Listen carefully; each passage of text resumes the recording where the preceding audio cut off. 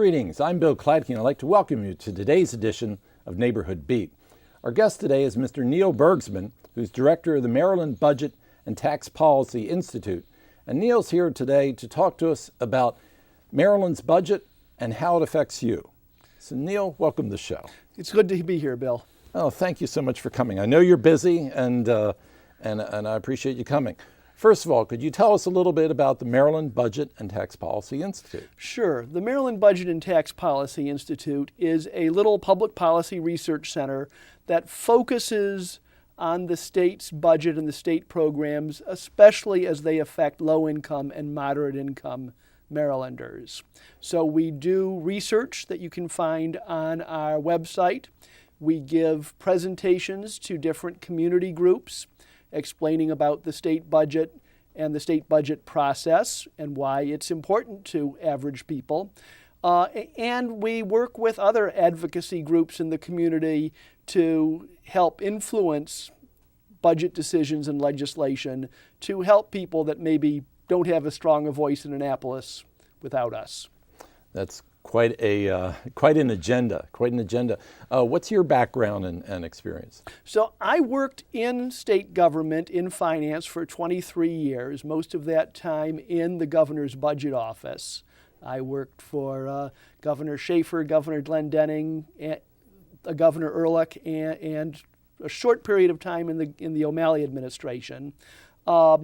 And I've worked on multiple aspects of the budget as well as agency finance. So I know a lot of the things that are in the budget. I've helped all those governors to cut the budget, so I know what's in there, and I understand why it's important and how it affects people and communities in their day-to-day lives. Yeah, that's very important.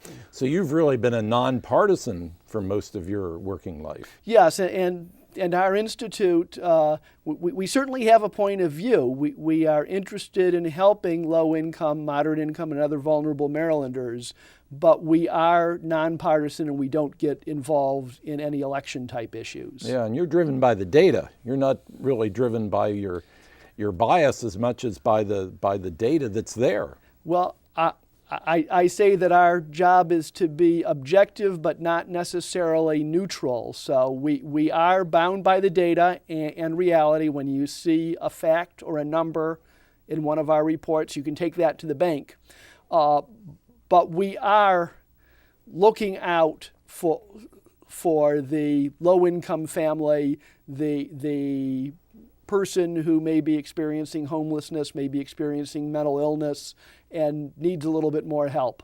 Yeah, and in the process, that means Maryland's taxpayers too. It sure does, because we want to make sure that every dollar gets raised in a fair way and gets spent efficiently and effectively. All right. How can someone get in touch with the Institute? So the best thing to do, first of all, is to look at our website, which is www.marylandpolicy.org. And you need to spell out the word Maryland, because otherwise you get one of our more conservative competitors' website. And you can also give us a call at 410-767-6367.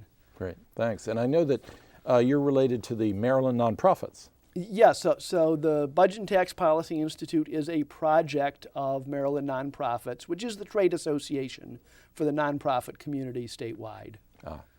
And so they, you're a division? Yes, yeah. Oh, great, great. So we're talking really to both today. Sure. In a manner of speaking. Let's talk about Maryland's budget process. I first wanted to, and one of the many reasons why I wanted to have you on was to help people understand a little bit more about the budget process. They don't quite, I think people hear about the budget process when they're in elementary school or maybe middle school, And, they've well forgotten, and they're just existing on stereotypes, I guess, by the time they get to be adults and actually voting on things that affect it. So please tell us. And I talk to executive directors of organizations and journalists and sometimes even elected officials who don't have a real good understanding of the budget process also. So that's good. People shouldn't feel dumb about that. If you're not working with it every day, there's no reason for you to be up on the details. Well, and that's good because then you have a job, right? That's exactly right. I don't want everyone else to know everything I know, or else why would I be here? If you're going to only know two things about Maryland's budget process, these are the two things you want to know. One is that the budget has to be balanced. That means that we can't plan a budget that we know is going to run a deficit, that's going to run out of money before the end of the year. And secondly, in Maryland, the legislature cannot add to the budget the governor proposes. So every January, the governor proposes a budget. The legislature spends 10 or 12 weeks looking at that budget. They can agree with an item in the governor's budget. They can cut it. They can restrict how the Department of Transportation or the Department of Health or whatever it is going to use that money, but they can't say, we don't think the governor's put in enough, so we're going to add more. So at the end of the day, then, it's really up to the governor to make up any shortfall by making another proposal? Sure. So what happens is the governor proposes a balanced budget in January. He may suggest ways of balancing that budget that require the legislature to take some other action, like raising a tax or transferring money from some other fund in government into the general fund to help balance the budget, or something else, altering a formula that's in statute. So if the legislature does not want to go along with the governor's proposal, it has to find some other way to balance the budget, either by cutting spending or raising revenue. Now, we talk all the time about cutting spending and how the state should live within its means just like our families have to. Right. And when we just say state spending, that sounds real obvious, but we need to think about what that state spending really is. Most of the money the state spends is for education, health care, and public safety. So education, health care, and public safety, which means schools, which means hospitals. Right. So if we're going to cut the budget to live within our means, that means that we're going to sacrifice something in our local schools. We're going to have larger class sizes, or we're going to have fewer electives. And we met this past year a chemistry teacher in Montgomery County. Her name was Virginia. And she was explaining how in her classes, the class sizes have gradually gotten higher and higher. So now she has more kids than she has stations in her lab. She has more kids in her classes than she can really remember the names. So she really feels like she's not delivering the same quality of education, the same level of contact with her students that she was able to 3 or 4 years ago before some of these budget cuts. And that's one of the repercussions of these cuts. Yes. And then we think about higher education. We know that students are struggling to afford tuition and fees. We know that many students are taking on really unmanageable levels of debt when they graduate. So if we cut higher education, we're going to see tuition increases, not 3 or 4%, which are hard enough for students and families to handle, but we're going to see 10, 12, 15% tuition increases. And that's just harming our own future, because we need college-educated kids coming into the workforce because the jobs of the 21st century require a college education. That's true. That's true. That's true. The impact of these budgetary decisions then is something that the Institute, that you folks, analyze and communicate to the legislators before they vote on these things. That's part of what you folks do? Yeah, so we try to look at the big picture numbers and be able to explain in plain English to people who read our reports or hear our presentations what's in the budget and how it's balanced. But increasingly, we're finding that the effective way to communicate is also to find human stories about this chemistry teacher, Virginia, that I was talking about, or about a young woman in Baltimore City named Tracy, who grew up in a bad neighborhood, got involved in crime and drugs, but then she got arrested and wound up in drug court, and a judge referred her to a treatment program with some counseling and some life skills coaching that worked for her. And now she has a job and she's doing well. And that was possible because someone put money in a budget for those services. And therefore enabling her to turn her life around and become, rather than a ward of the state, someone who contributes money. Sure. So a lot of this state spending that we're hearing we should cut to live within our means are really investments that are able to help people regain their independence and become productive, contributing members of our state. And so that's going to pay us dividends in the long run. Yeah, indeed. And I guess part of what the Institute does is analyze a particular, say, education, as long as we're on that, to identify the areas that it really does make a difference to put the money into, as opposed to not. Sure. In other words, I'm responding to I'm sure our viewers who would say, well, there's got to be areas that could be cut too. And absolutely there are. Now the O'Malley administration has put a lot of effort into evaluating performance, into his state stat process, where he brings leaders of state government in front of a group of evaluators every 2 weeks and runs them through a mill to go through all their performance statistics and find out what they're doing well and where they need more attention. So that kind of thing helps us to spend our state dollars more effectively. But there have been billions and billions of dollars in cuts to state programs since the Great Recession started in 2007. That's true. And a lot of those have been possible through efficiencies, through reorganizing, through making use of technology. So the taxpayers are getting more value for their dollar. So this is from the person.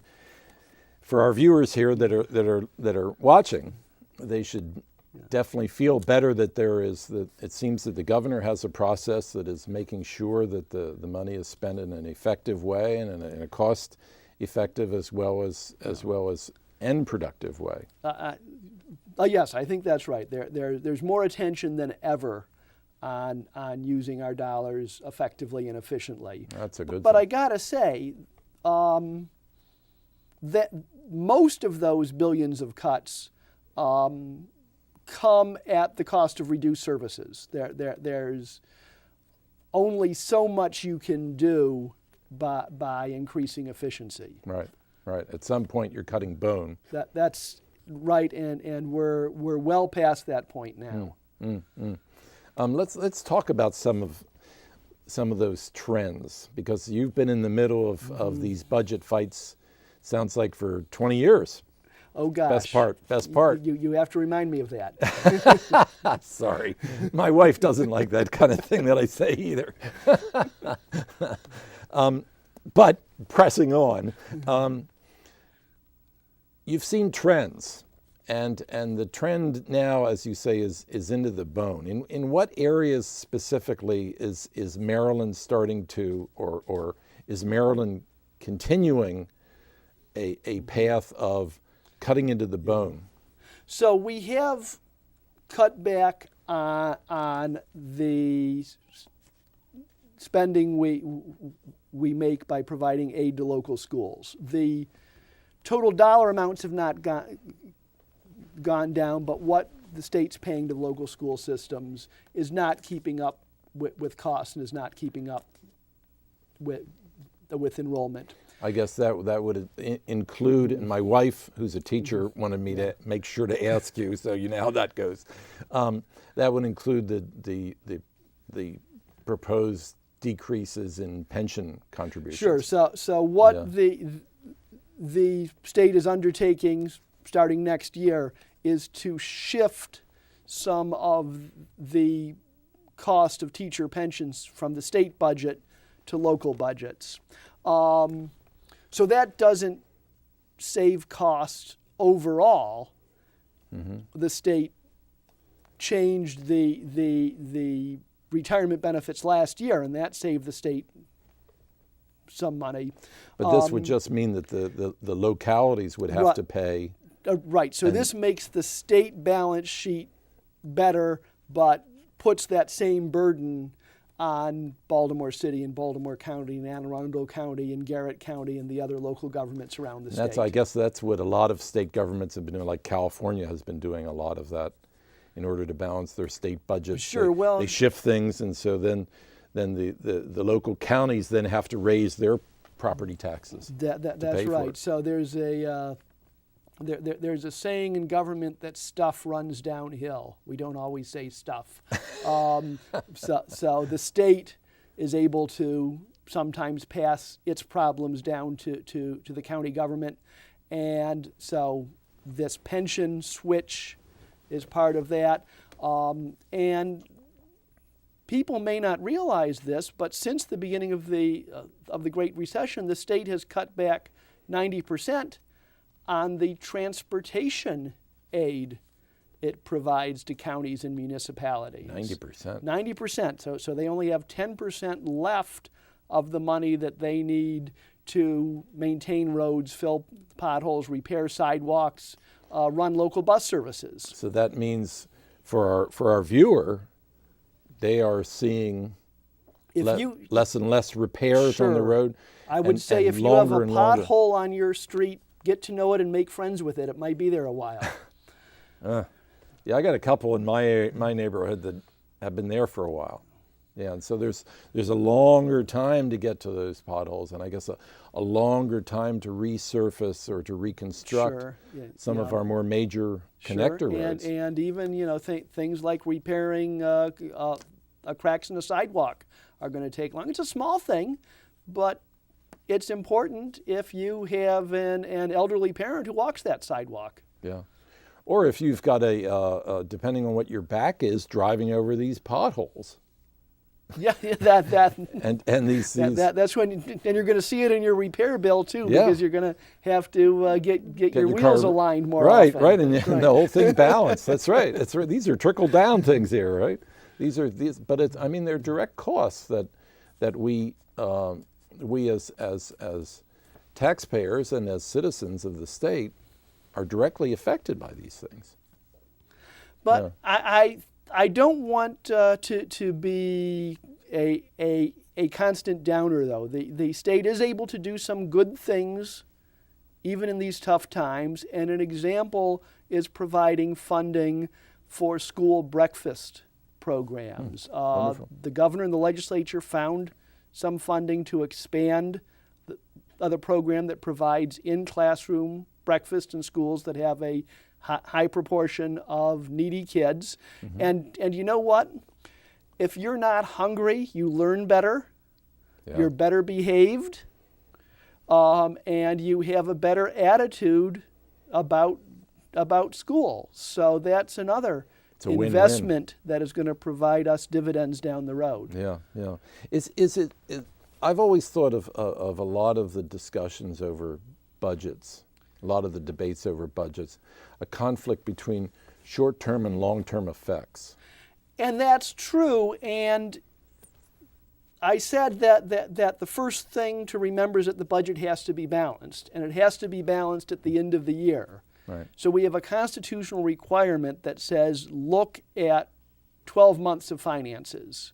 So where we have a program like the school breakfast program or like drug treatment that's going to help Maryland's economy and save money in the long run, we don't get credit for that this year. We have to be forward thinking enough to find a way to fund that now, knowing that it'll pay for itself over time, but over time maybe many years. It'll be beyond this year's budget horizon. I wonder if that's one of the problems that we have politically with a lot of these programs.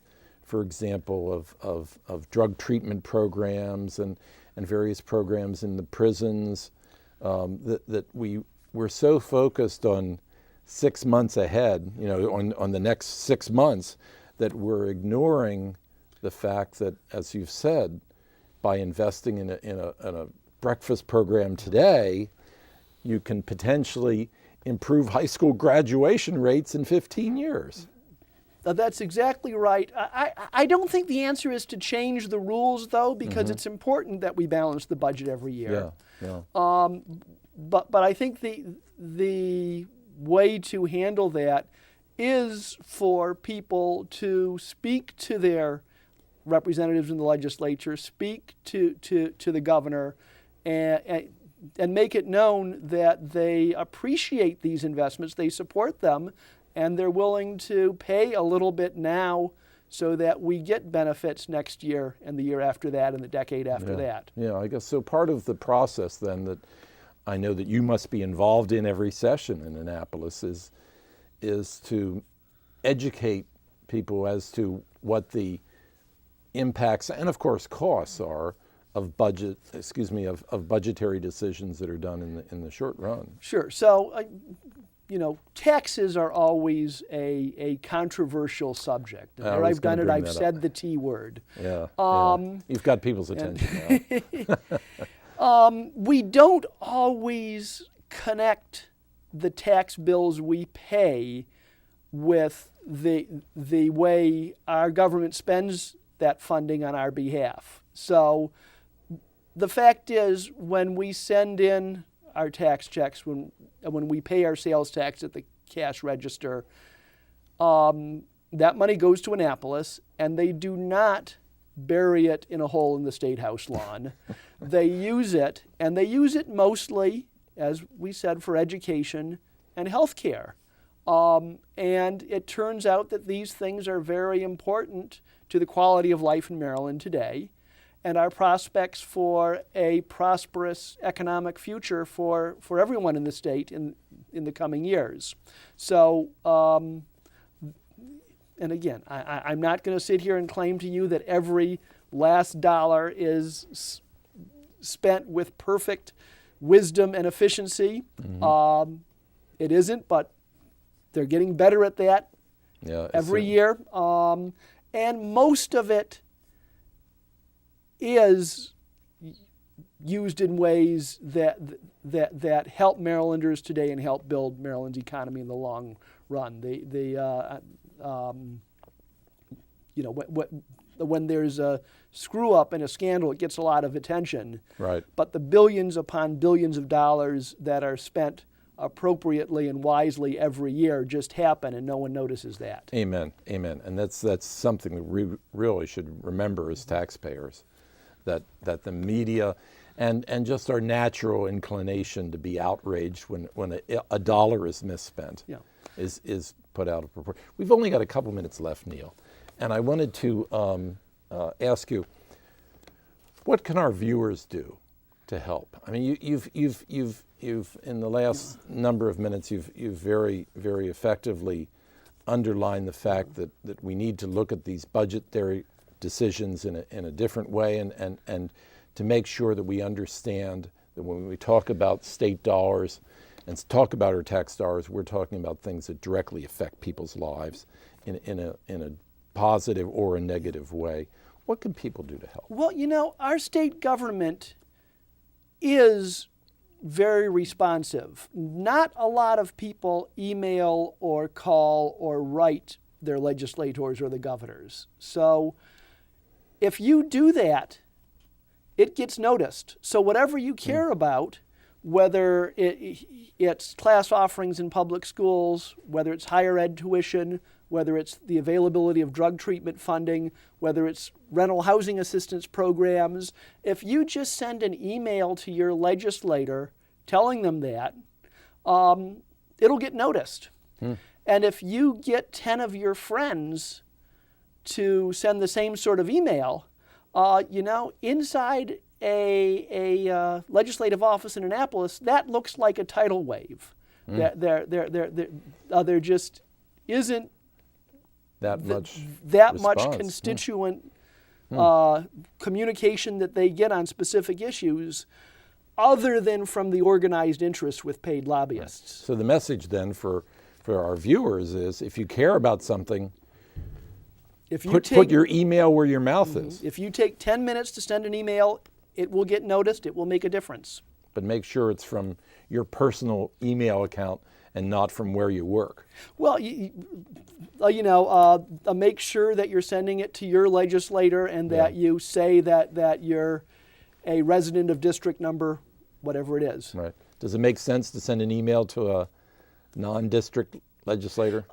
Yeah, it does, but they all put their own district as top priority. Right. So, but get involved. That's the point. Absolutely. You have elected representatives, and they are ready to listen to you. How can somebody find out more information, again, about the Institute? So once again, www.marylandpolicy.org. Spell out the word Maryland. And if they want to call? 410-767, oh my goodness. Yeah, they'll have it on the board. 6367. It'll go up on the screen. Yeah, it'll be up on the screen. That's okay. Great. Wonderful. We've just about out of time, Neil. I need to thank you so much for spending some time with us today, and keep up your good work for all of us. It's a pleasure to be here. Thanks everyone for tuning in. Thank you. For Neighborhood Beat, that's all we have time for today. I want to thank our guest, Mr. Neil Bergsman, who is director of the Maryland Budget and Policy Tax Institute, and Tax Policy Institute, for being our guest. Thank you, Neil. Thank you. Good luck with the sharks out there and protecting the public's interests. I want to thank you for tuning in, viewers. Let's try to be a good neighbor out there in all of our neighborhoods, and we'll see you next time.